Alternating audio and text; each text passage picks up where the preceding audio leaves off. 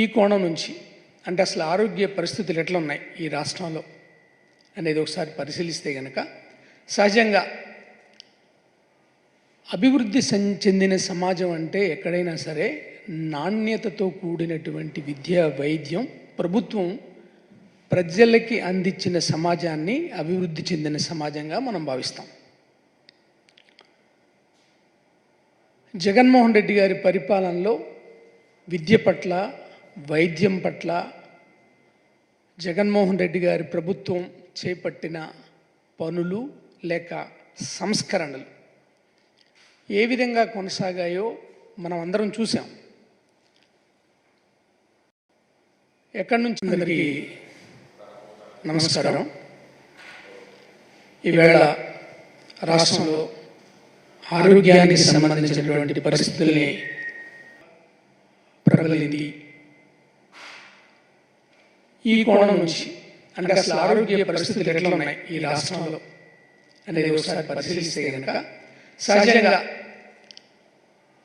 అభివృద్ధి చెందిన సమాజం అంటే ఎక్కడైనా సరే నాణ్యతతో కూడినటువంటి విద్య వైద్యం ప్రభుత్వం ప్రజలకి అందించిన సమాజాన్ని అభివృద్ధి చెందిన సమాజంగా మనం భావిస్తాం.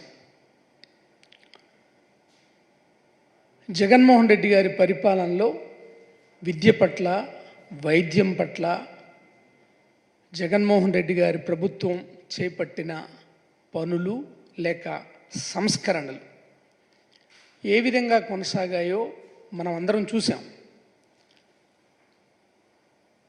ఎక్కడి నుంచి పునాది నుంచి పై వరకు అప్డేట్ చేశారు అన్నిటినీ కూడా, విద్య కావచ్చు వైద్యం కావచ్చు, ఆ మాటకు వస్తే వ్యవసాయానికి సంబంధించి కావచ్చు, సాధారణ పరిపాలనకి సంబంధించి కావచ్చు, విప్లవాత్మకమైనటువంటి మార్పులు తీసుకొచ్చిన సంగతి మీ అందరికీ తెలుసు. సెక్రటరియట్స్ ఇవన్నీ కూడా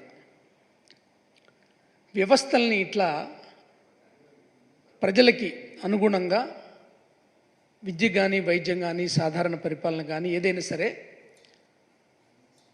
ఒక ఉన్నత స్థాయికి తీసుకొచ్చారు. పర్టికులర్గా విద్యని వైద్యాన్ని మీరు చూస్తే కనుక స్కూల్స్ని ఎలా మార్చారు, అలాగే హాస్పిటల్స్ సంబంధించి ఏ విధమైనటువంటి సంస్కరణలు తీసుకొచ్చారు మనం చూసాం.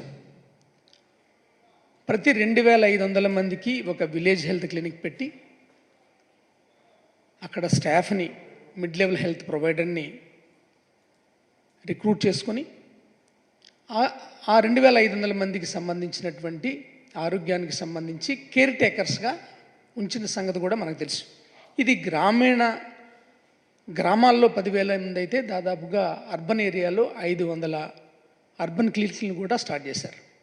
దీంతో పాటుగా పిహెచ్సిల్ని తీసుకుంటే కనుక కొత్తగా నిర్మించిన 150 పిహెచ్సిలతో పాటుగా ఉన్న పిహెచ్సిలన్నింటినీ అభివృద్ధి చేశాం. అలాగే ఏరియా హాస్పిటల్స్ కావచ్చు, మెడికల్ కాలేజెస్ కావచ్చు, నాడు నేడులో భాగంగా ఏ విధంగా అభివృద్ధి చెందినాయో ప్రజలందరికీ కళ్ళకు కట్టినట్టుగా ఇవాళకి కూడా కనబడతాయి. అలాగే మెడికల్ కాలేజెస్ని ఎలా స్టార్ట్ చేశారు, 5 మెడికల్ కాలేజీలు ఎలా స్టార్ట్ అయినాయి, స్టార్ట్ కావాల్సిన 5 మెడికల్ కాలేజీలు ఇప్పుడు అనుమతులు లేక ఎలా ఆగిపోయినాయి కూడా మనం చూస్తున్నాం. వైద్యం ప్రతి ఇంటి గడప దగ్గరికి రావాలి, ప్రజలకు అందుబాటులో ఉండాలి అనే ఉద్దేశంతో వైద్యంతో పాటుగా వైద్య వృత్తిని కూడా అందుబాటులో ఉంచాలి. ఈ రాష్ట్రం నుంచి ఎవరు కూడా బయట రాష్ట్రాలకు కానీ విదేశాలకు కానీ విద్య కోసం డబ్బులు ఖర్చు పెట్టకుండా ఎక్కడికో వెళ్లకుండా ఇక్కడే మనం మెడికల్ కాలేజీలు స్టార్ట్ చేస్తే ఇక్కడున్న ప్రజలకి వైద్యంతో పాటుగా మన వాళ్ళకి వైద్య వృత్తిని కూడా ఇవ్వచ్చు అనే ఉద్దేశంతో ఏ విధంగా మెడికల్ కాలేజీలు స్టార్ట్ చేసాం కూడా మీ అందరికీ తెలుసు. కొత్తగా ఏర్పడిన ప్రభుత్వం ఏర్పాటుకు ముందు కూటమిగా ఏర్పడి ఏ విధంగా ఈ ప్రభుత్వాన్ని ఓడించాలి అనే ధ్యాసతో పనిచేసినటువంటి కూటమి గెలిచిన తర్వాత కూడా వాటి మీదే దృష్టి పెట్టింది తప్ప మనం ఇప్పుడు అధికారంలోకి వచ్చాం, ప్రజల ఆరోగ్యం మన బాధ్యత అనే విషయాన్ని విస్మరించినట్టుగా క్రిస్టల్ క్లియర్గా కనపడుతుంది. దానికి ఉదాహరణే ఈవేళ రాష్ట్రంలో డయేరియా విజృంభణ. జగన్మోహన్ రెడ్డి గారు సెక్రటరియేట్ పరిపాలనలో భాగంగా ఇంజనీరింగ్ అసిస్టెంట్లకి ఒక పని అప్పచెప్పారు. అదేంటంటే రక్షిత నీరుని సరఫరా చేసేటప్పుడు అది బాగుందా లేదనే తెలియజేసే కిట్ని వాళ్ళందరికీ అందజేసింది. ఎన్ని విలేజ్ సెక్రటరియేట్స్ ఉన్నాయో అన్ని చోట్ల కూడా ఈ కిట్ ఇవ్వడం జరిగింది. అందులో మనకు కావాల్సిన పరీక్షలన్నీ చేయొచ్చు, ఎలా చేయొచ్చు, ఎక్కడ చేయాలి, ఎప్పుడు చేయాలి అనే విధి విధానాలను కూడా ప్రభుత్వం వాళ్ళందరికీ తెలియజేసింది. ఒకసారి ట్యాప్ దగ్గర, ఒకసారి ట్యాంక్ దగ్గర, అట్లా వాటర్ ఎక్కడెక్కడి నుంచి అయితే వస్తుందో ర్యాండమ్గా చెక్ చేయండి అని కూడా చెప్పింది. ఇలాంటి ఇన్ఫ్రాస్ట్రక్చర్ ఉన్న చోట ఈ రాష్ట్రంలో ఈవేళ డయేరియా ప్రబలింది కేవలం కలుషిత నీరు వల్లే అంటే చాలా దిగ్భ్రాంతికి గురి చేసే అంశం. ఇంత ఇన్ఫ్రాస్ట్రక్చర్ పెట్టుకొని మరి ప్రభుత్వం ఏం చేస్తుంది? అసలు గడిచిన ప్రభుత్వం ఏ విధమైనటువంటి సదుపాయాలు ఇచ్చింది, ఏ విధంగా పరిపాలన చేసిందనే దాని మీద దృష్టి పెట్టకుండా, ఈ ఆరోగ్యం పట్ల గడిచిన ప్రభుత్వం ఏం చేసిందనే దాన్ని చూడకుండా, కనీసం మనకు అందుబాటులో ఉన్నటువంటి వ్యవస్థని వినియోగించుకోకుండా, చక్కగా నీటిని టెస్ట్ చేసే అన్ని రకాలైనటువంటి సదుపాయాలు ఉన్నప్పటికీ సదుపాయాలను వినియోగించుకోకుండా ఎలక్షన్ తర్వాత రాజకీయ కక్ష సాధింపు చర్యగా రాజకీయ పార్టీలనే కాకుండా ప్రభుత్వ ఉద్యోగుల మీద కూడా, ప్రభుత్వ యంత్రాంగం మీద కూడా ఏ విధంగా కక్షపూరితమైనటువంటి వాతావరణాన్ని నెలకొల్పారు, అసలు ప్రభుత్వం పనిచేసే విధమైనటువంటి వాతావరణాన్ని కల్పించారా లేదనేది కూడా రాష్ట్ర ప్రజలందరినీ గమనించాల్సిందిగా మనస్ఫూర్తిగా కోరుకుంటున్నా.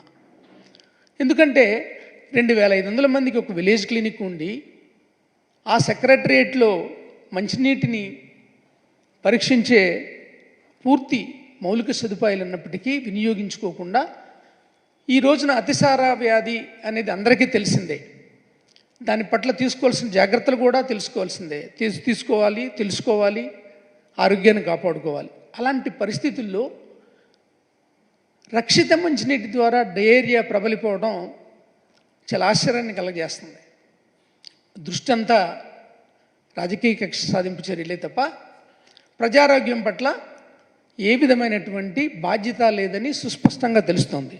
దానికి గల కారణం లాస్ట్ మంత్ మొదలైనటువంటి డయేరియా ఇప్పటికీ కూడా రాష్ట్రంలో కొనసాగుతుంది. చాలా ఊళ్ళల్లో, కాకినాడ కావచ్చు, ఎన్టీఆర్ జిల్లా జగ్గైపేట కావచ్చు, విజయవాడ మొగలరాజపురం కావచ్చు, గుంటూరులో మొదలైంది. ఇది గుంటూరు నుంచి తిరుపతి కావచ్చు, కర్నూలు కావచ్చు, ఇలా అన్ని చోట్ల, కడప కావచ్చు, తూర్పుగోదావరి కావచ్చు, నెల్లూరు కావచ్చు, ఈ అన్ని జిల్లాల్లో కూడా ఇప్పుడు డయేరియా కనపడతాం. నిన్న సుంకేశ్వరిలో 4 సంవత్సరాల పిల్ల చనిపోయింది. జ్యోతి అనే అమ్మాయి చనిపోయింది డయేరియాతోటి. అంతకుముందు 2 సంవత్సరాల అమ్మాయి.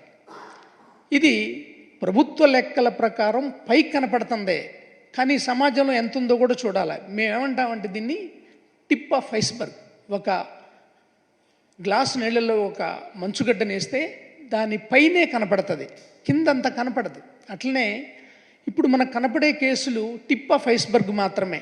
ఇంకా సమాజంలో ఎంత మేరకు డయేరియా ప్రబలి ఉందనేది మీ విజ్ఞతకే వదిలేస్తున్నా. దీన్ని కంట్రోల్ చేయగలిగిన యంత్రాంగం ఉన్నప్పటికీ మనం వినియోగించుకోకపోవడం, ముందు జాగ్రత్త చర్యలు తీసుకోకపోవడం, ఏ విధంగా దీన్ని అరికెట్టాలనే దాని మీద దృష్టి పెట్టకపోవడం వల్లనే ఈవేళ డయేరియా ఇలా విజృంభిస్తుంది. నిన్ననే చూశాను, ఒక గురుకుల పాఠశాలలో ఎవరో డెంగ్యూతో చనిపోయారు, వీళ్ళు ఎగ్మూర్లో అడ్మిట్ అయ్యి కూడా చనిపోయారనే న్యూస్ కూడా వచ్చింది. గురుకుల పాఠశాలలో ఎక్కడ పెడితే అక్కడ ఈ డయేరియా విజృంభిస్తుంది. ఇక హెల్త్ కేర్ ఫెసిలిటీ తీసుకుంటే నిన్ననే చూసాం, జగన్మోహన్ రెడ్డి గారి ప్రభుత్వం ఆరోగ్యాన్ని ప్రతి ఇంటి దగ్గరికి తీసుకువెళ్ళాలని ఫ్యామిలీ డాక్టర్ కాన్సెప్ట్తో పనిచేసింది.